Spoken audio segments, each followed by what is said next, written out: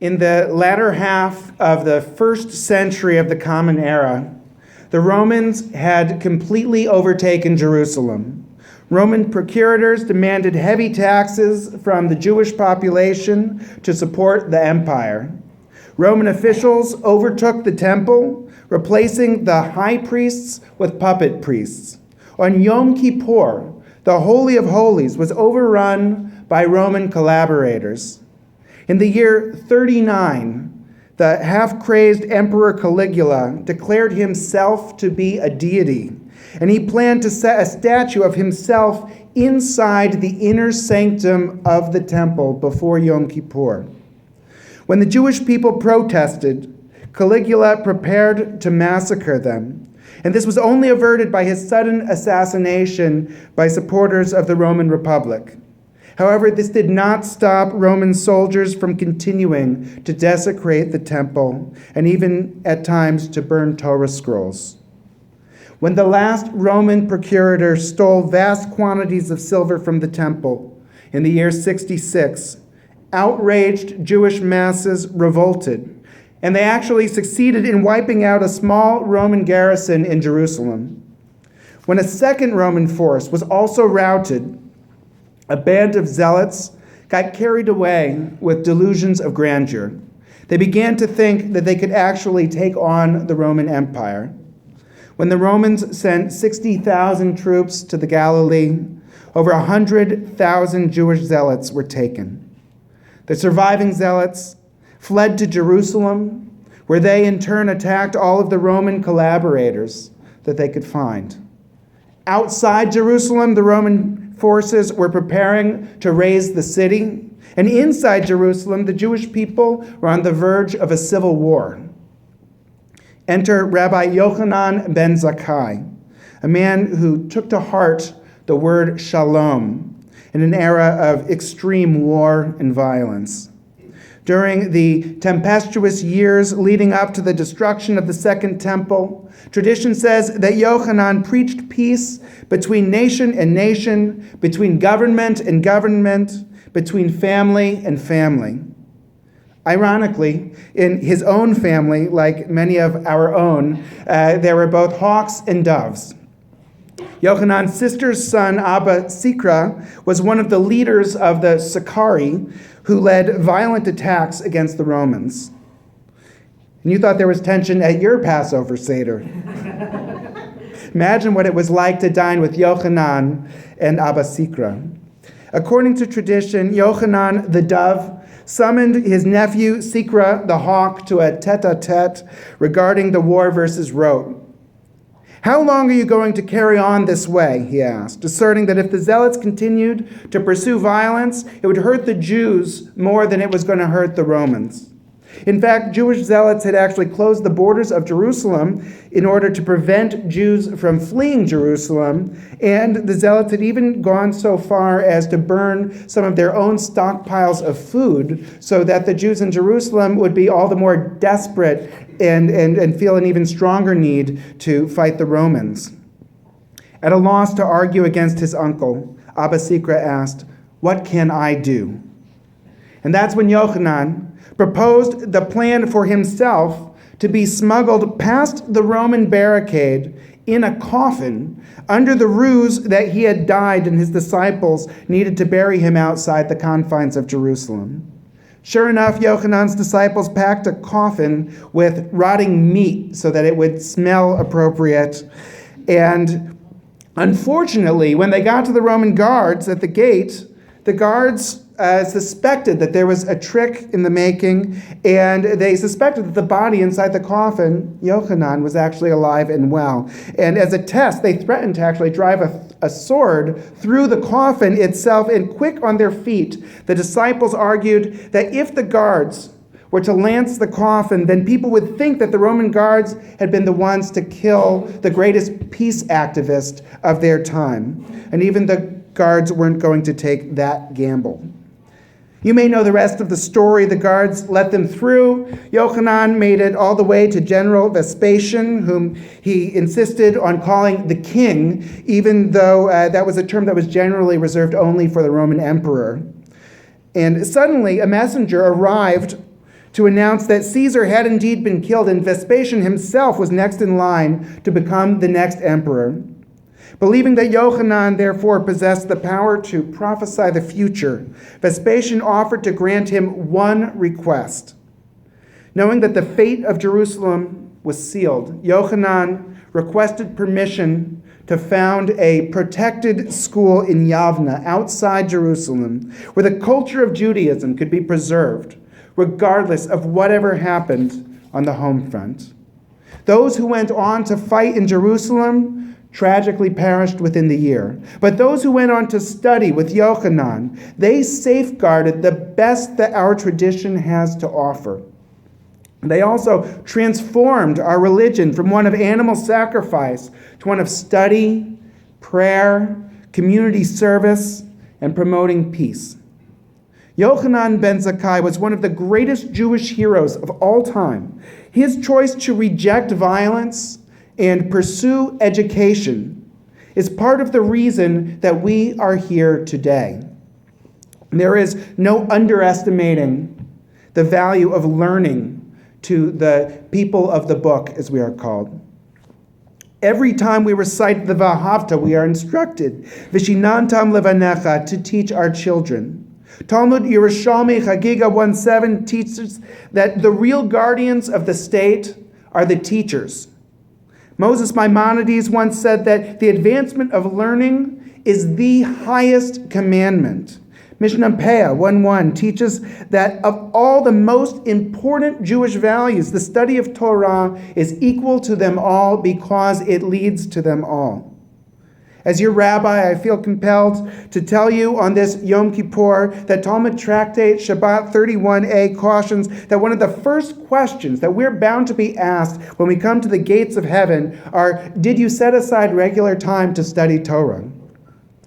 In a Code for Jewish Ethics, Rabbi Joseph Telushkin offers the following illustration, originally written in the 19th century by a Russian official.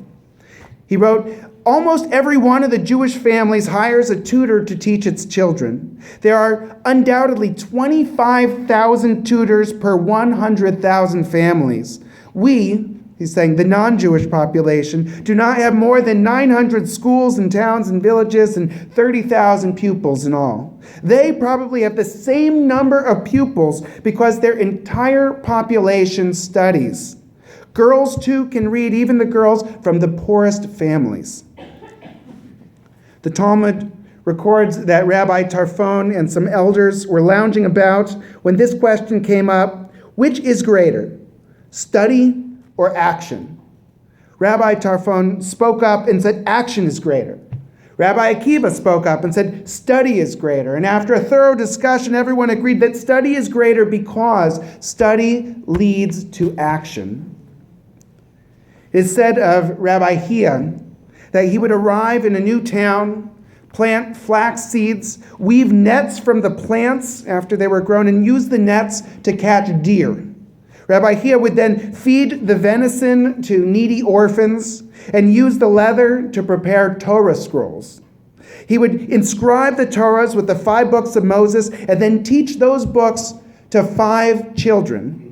And when the children had mastered the Torah, he would say, now I have to go and teach elsewhere. Until I return, you must teach each other and share what you have learned with the rest of the community.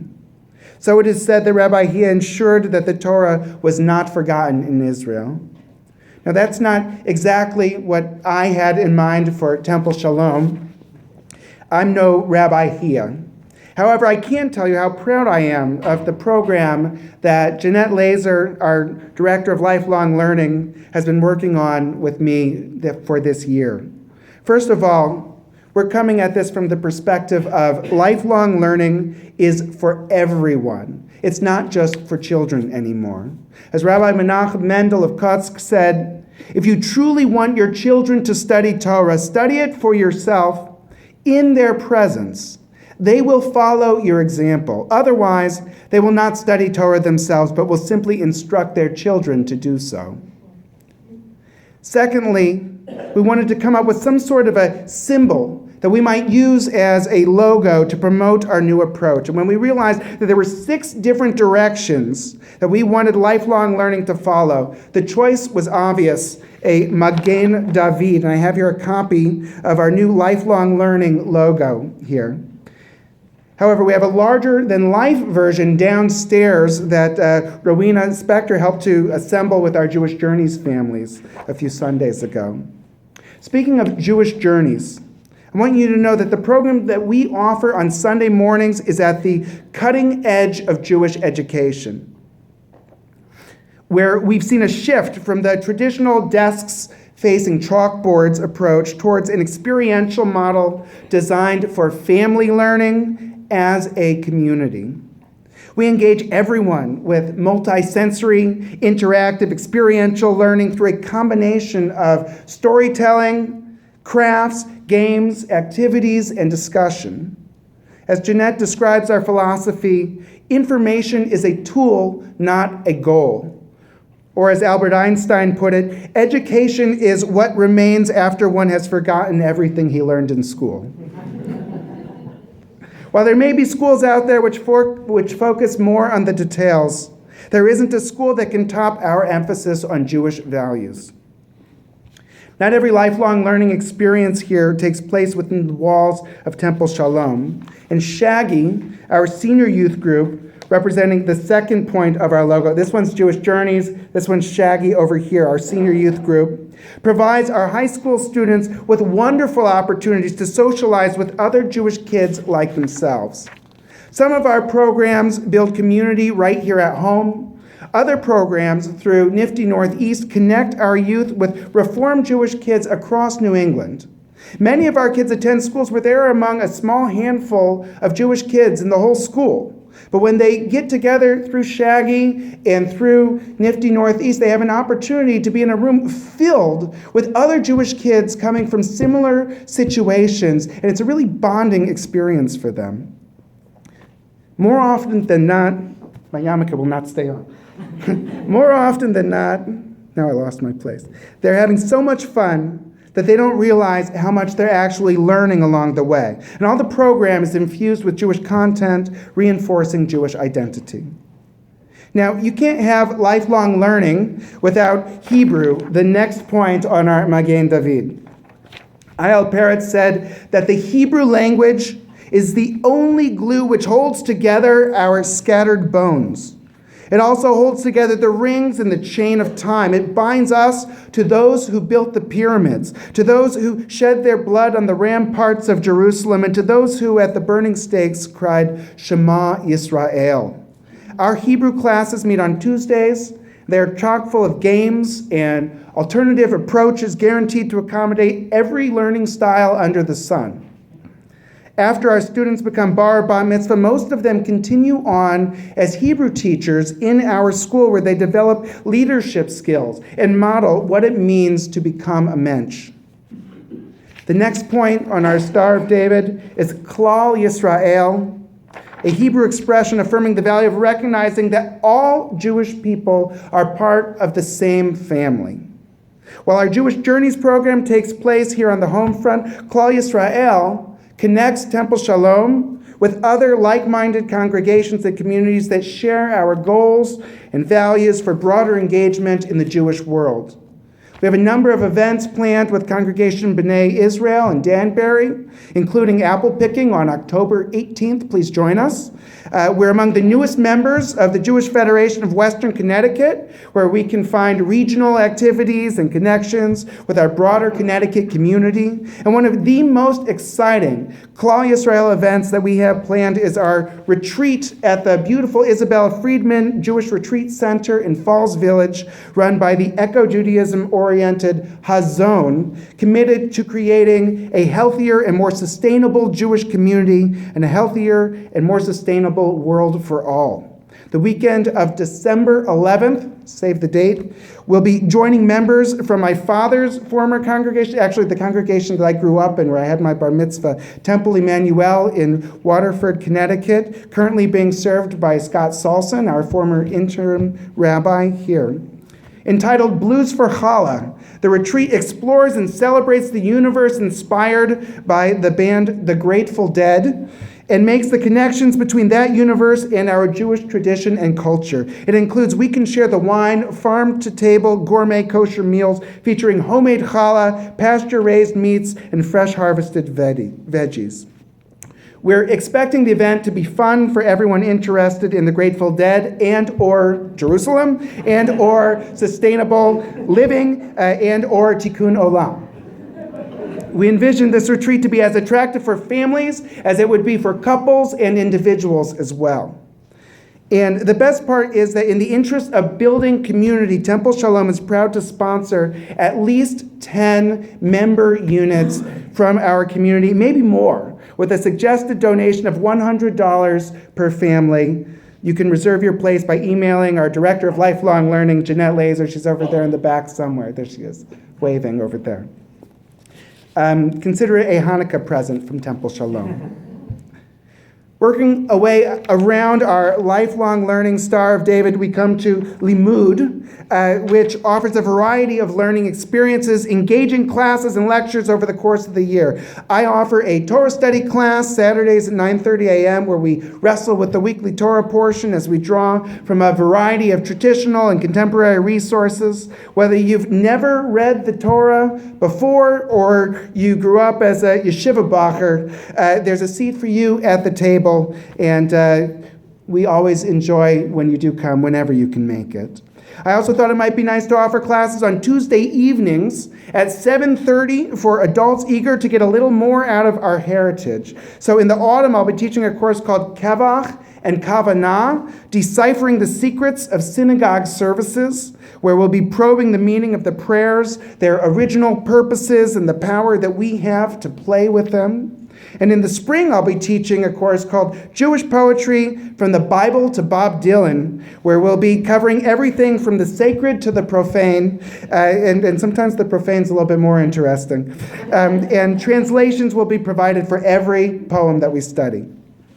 In addition to the classes that I'll be teaching, Temple Shalom will be bringing a number of scholars in residence for our personal edification and entertainment. Dr. Jeffrey Scholson will be delivering a sermon on the subject of sex, lies, and love in the Torah on Friday, November 20th. Temple Shalom's own Matan Koch will be speaking here February 6th on his Igniting the Fire for Inclusion Jewish Disabilities Awareness Month tour. I'm also very excited to announce that Yale University's renowned poet and Jewish poetry scholar, Dr. Peter Cole, will be the grand finale of my Jewish poetry class when he offers a poetry experience replete with fascinating cultural revelations and dramatic poetry recitations Friday, April 29th. And last, but definitely not least, we come to Kehillah, which means Jewish community. Kehillah covers everything from Jewish holiday celebrations to community building festivities. Please come to our Sukkot extravaganza this Sunday at 4:30, followed by a community building potluck dinner at 6 and brief services in the Sukkah. And don't forget Simchat Torah the following Sunday at 6:30 p.m. Life cycle events would all fall under this category of Kehillah, as I believe would be my formal installation on October 30th. Everyone is invited. Now, if you look closely at our lifelong learning logo here, you can see that Jewish journeys in Hebrew and Limud form one triangle, and they comprise various paths of study, while similarly Shagi and Klal Yisrael and Kehillah over here comprise various paths towards connecting with the Jewish community. Through this blend of study and community, lifelong learning is offering something for everyone here at Temple Shalom. The Jewish Encyclopedia writes of Yochanan ben Zakkai that Yochanan felt the fall of his people more deeply than anyone else, and in this lies his historical importance. He did more than anyone else to prepare the way for Israel to rise again. Through lifelong learning at Temple Shalom, may we all do our part to contribute to the rise of Israel. Ken Yehi Ratzon.